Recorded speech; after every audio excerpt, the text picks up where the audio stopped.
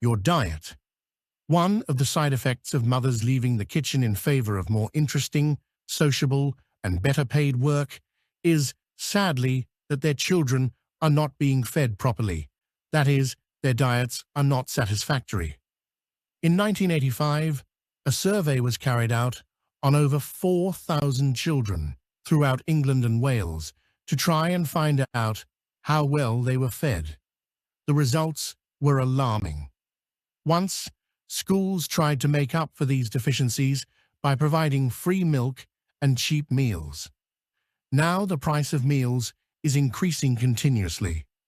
Moreover, free milk is no longer provided since the government believes that the nation's children are properly fed, and that children's dietary standards are not the business of the government anyway. According to the results of the survey, however, it has become obvious that school plays a very important part in a child's diet.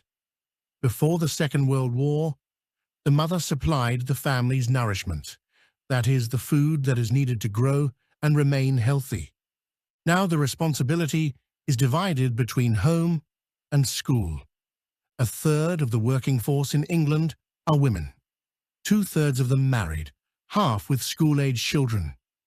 Many have long distances to travel to work and are not prepared to spend hours working in their home in the evening or at the weekend.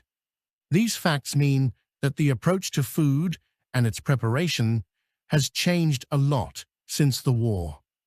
During the war, many women were required to work in industry and weren't able to spend much time cooking for their children. Children's diets were therefore supplemented outside the home by various welfare agencies, including the schools. In other words, additional food was provided to improve children's diets. The situation really has not changed very much. More and more women are going out to work and are either just not at home when their children need to be fed or are short of time to prepare proper meals. The children consequently end up with meals of chips, chocolate, and bread and jam. If we, as a society, want our children to be properly nourished, then the most sensible way is to use the school system through which every one of them passes for 10 years of his or her life.